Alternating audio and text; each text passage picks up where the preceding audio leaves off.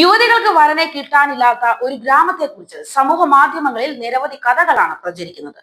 ബ്രസീലിലെ ഒരു ഗ്രാമത്തിൽ യുവതികളാണ് ബഹുഭൂരിപക്ഷം എന്നും അവിടെ യുവതികൾക്ക് വിവാഹം കഴിക്കാൻ പുരുഷന്മാരില്ലാത്തതിനാൽ യുവതികൾ വൃദ്ധന്മാരെ വരെ വിവാഹം കഴിക്കാൻ തയ്യാറാകുന്നു എന്നാണ് മലയാളികൾക്കിടയിൽ പ്രചരിക്കുന്ന ഒരു കഥ.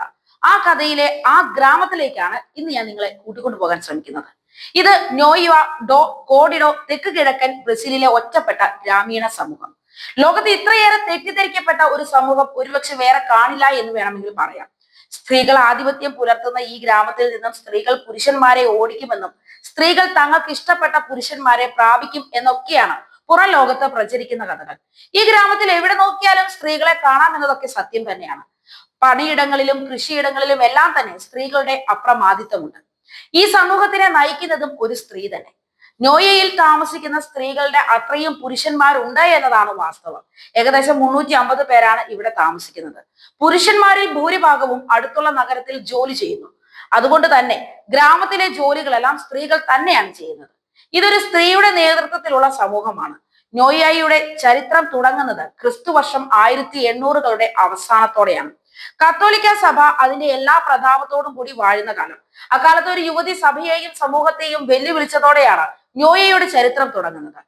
മരിയ സെൻഫോറിൻഹ ഡി ലിമ എന്നാണ് ആ യുവതിയുടെ പേര്. കുടുംബം കണ്ടെത്തിയ വരനെ സഭയുടെ ആചാരവും വിശ്വാസവും അനുസരിച്ച് മരിയ സെൻഫോറിൻഹ ഡി ലിമ വിവാഹം ചെയ്തു.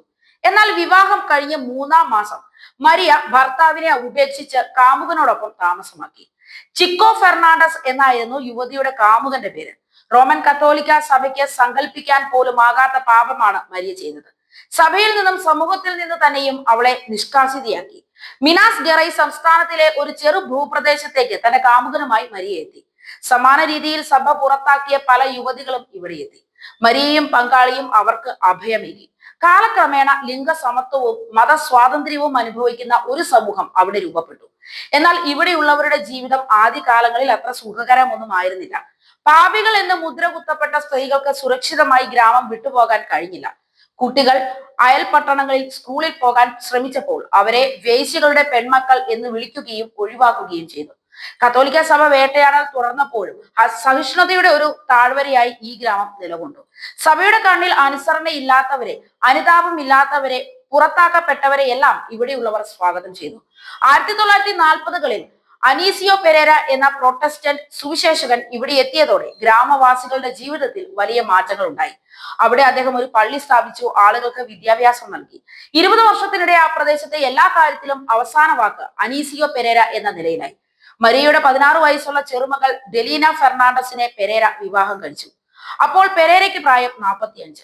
തുടർന്നങ്ങോട്ട് ഈ പ്രദേശത്തിന്റെ സർവാധികാരിയായി പെരേര മാറി. സ്ത്രീകൾ ജോലി ചെയ്യാനും ലൈംഗിക ബന്ധത്തിനും പ്രസവത്തിനുമുള്ള ഉപകരണങ്ങൾ മാത്രമായി. ഡെലീന മാത്രം 15 കുട്ടികൾക്ക് ജന്മം നൽകി. ഒരു തവണ പുലർച്ചെ 5 മണിക്ക് പ്രസവിച്ച ഡെലീന 2 മണിക്കൂറിന് ശേഷം അറവുശാലയിൽ ഒരു പന്നിയെ വൃത്തിയാക്കുകയായിരുന്നു എന്ന് ഇന്നും ഇവിടെയുള്ളവർ ഓർക്കുന്നുണ്ട്.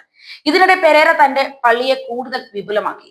ആർദ്രമായ ഒരു മതപരമായ രൂപകത്തിലൂടെ പെരേര തന്റെ പള്ളിക്ക് പേരിട്ടു നോയ ഡോ കോർഡെറോ. കുഞ്ഞാടിന്റെ മണവാട്ടി എന്നാണ് അർത്ഥം. പെരേര അക്ഷരാർത്ഥത്തിൽ ഒരു മതഭ്രാന്തരായിരുന്നു. എന്നിട്ടും ഇവിടെയുള്ളവർ അയാൾക്ക് വിധേയപ്പെട്ട് ജീവിച്ചു. എന്നാൽ 1995-ൽ പെരേര മരിച്ചപ്പോൾ ഇവിടെയുള്ളവർ ആദ്യം ചെയ്തത് അദ്ദേഹത്തിന്റെ പള്ളി പൊളിക്കുക എന്നതായിരുന്നു. നോയ ഡോ കോർഡറോ എന്നത് തങ്ങളുടെ ഗ്രാമത്തിന്റെ പേരായി നിലനിർത്തി പെരേരയുടെ മരണശേഷം ഈ ഗ്രാമത്തിന്റെ നേതൃത്വം ഡെലീന ഏറ്റെടുത്തു. തന്റെ ഗ്രാമത്തിലെ സ്ത്രീകളെ ശാക്തീകരിക്കുന്നതിനോടൊപ്പം അവർ പുരുഷന്മാർക്കും അർഹമായ പരിഗണന നൽകി. ഈ ഗ്രാമത്തെ ഒരു സ്വയം പര്യാപ്തത സമൂഹമാക്കി മാറ്റുകയായിരുന്നു ഡെലീനയുടെ ലക്ഷ്യം. നോയയ്ക്ക് സമീപം കൂടുതൽ സ്ഥലങ്ങൾ വാങ്ങി പൊതു കൃഷി ആരംഭിച്ചു. കൃഷിയും അനുബന്ധ പണികളും എല്ലാം സ്ത്രീകൾ ഏറ്റെടുത്തു. പുരുഷന്മാർ ഭൂരിപക്ഷവും തൊഴിൽ തേടി നഗരത്തിലേക്ക് പോയി. ഞങ്ങൾക്ക് സമ്പത്തോ പണമോ ഇല്ല, പക്ഷെ ഞങ്ങൾക്ക് സമൃദ്ധി ഉണ്ടായി എന്നാണ് ഡെലീന പറയുന്നത്.